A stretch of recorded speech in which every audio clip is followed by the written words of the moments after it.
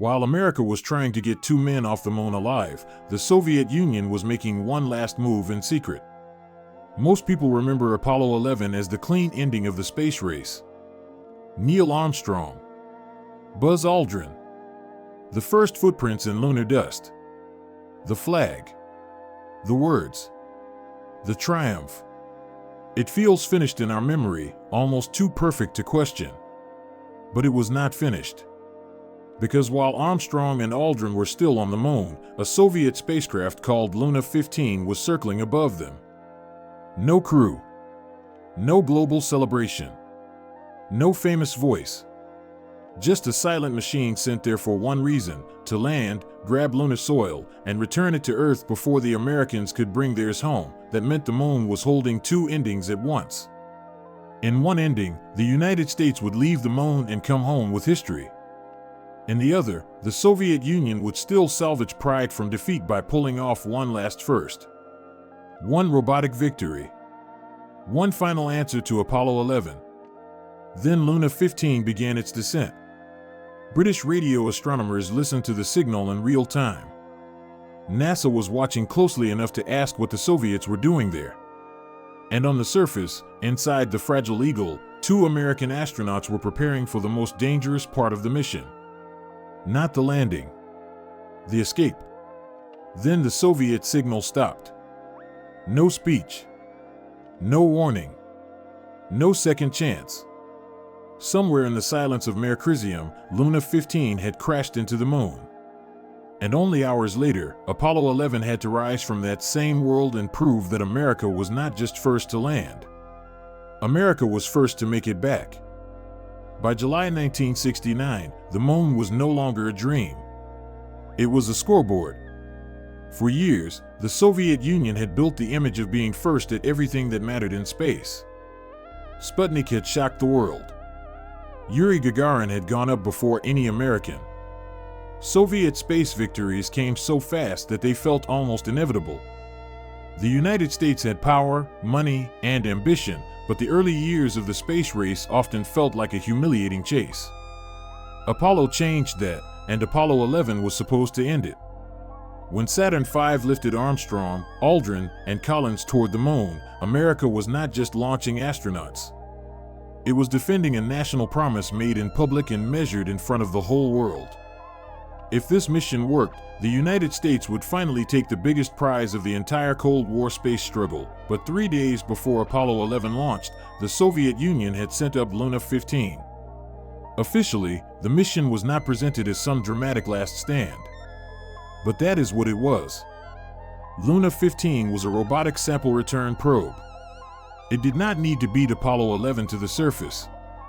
It only needed to do something almost as painful for the Americans: bring lunar soil back to Earth before Apollo could complete the full mission and return home with its own samples.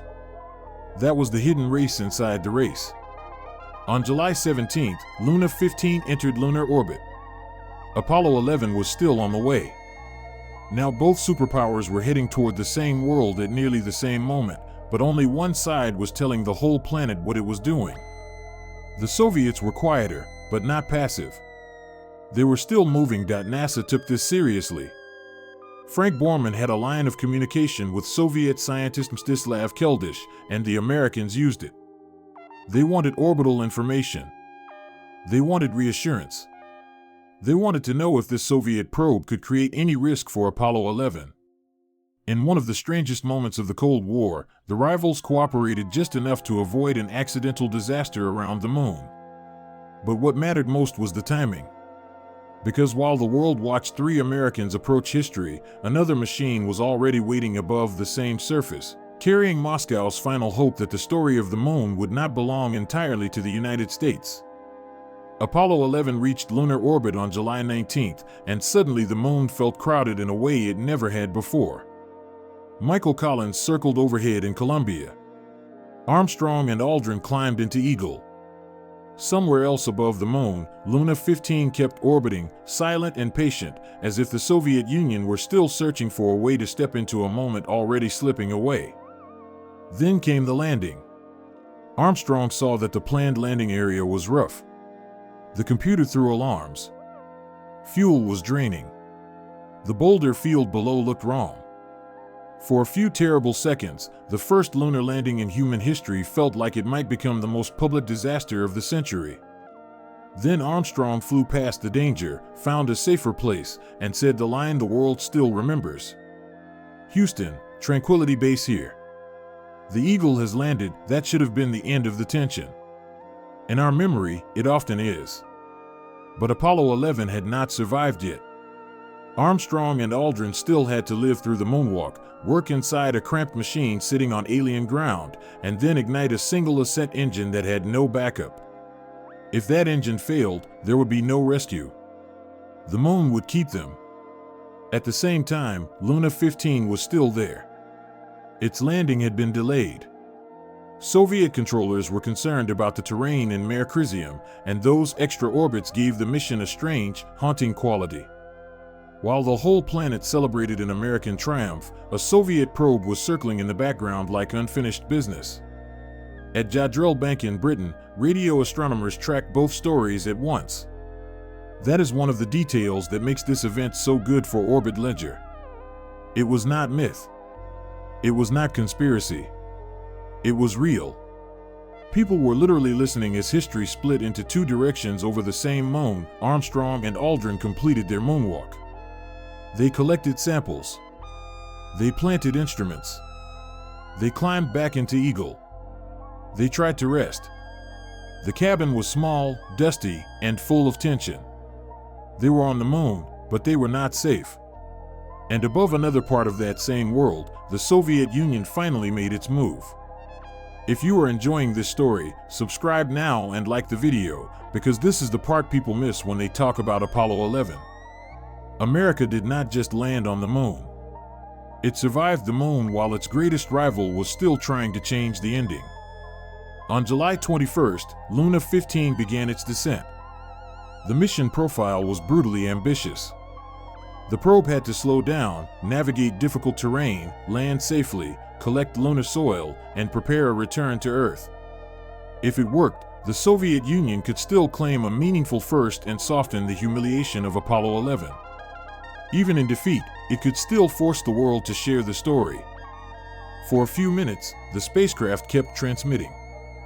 Then the signal vanished. At Jodrell Bank, the silence was obvious. The probe had been alive, descending, talking in data. Then it was gone. Later analysis suggested Luna 15 hit the moon in Mare Crisium, probably after descending into terrain more dangerous than expected. It had come all that way, carrying the last serious Soviet hope of stealing part of the lunar narrative, only to die in the dust. That alone would be a powerful ending. But it becomes unforgettable when you place it next to what was happening inside Eagle. Armstrong and Aldrin were getting ready to launch from the lunar surface. A damaged circuit breaker connected to the ascent engine had become a real concern, and Aldrin famously used a felt-tip pen to help trigger the switch mechanism. That tiny practical detail says everything about Apollo. The mission looked monumental from Earth, but up close it still depended on fragile equipment, improvisation, and the steady hands of men who understood exactly how much was hanging on one engine. Then came the moment. The ascent engine fired. Eagle rose from the moon. And that is the image your audience should leave with. In one part of the lunar landscape, the Soviet Union had just crashed. In another, America lifted off and proved that the mission was not just a symbolic victory. It was a complete one. The United States had landed on the moon, walked on it, taken samples, and escaped it. That is what makes this story bigger than a forgotten Soviet failure. Luna 15 proves the space race was still alive in Apollo 11's final hours. The moon was not a comm stage waiting for one tidy winner. It was still a battlefield of engineering, pride, secrecy, and risk. One signal died there. One engine came alive there. One nation made a last desperate move. The other finished the job. The world remembers the first footsteps, and it should. But the full story is better.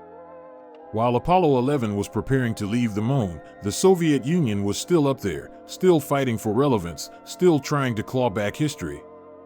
And the moon chose silence.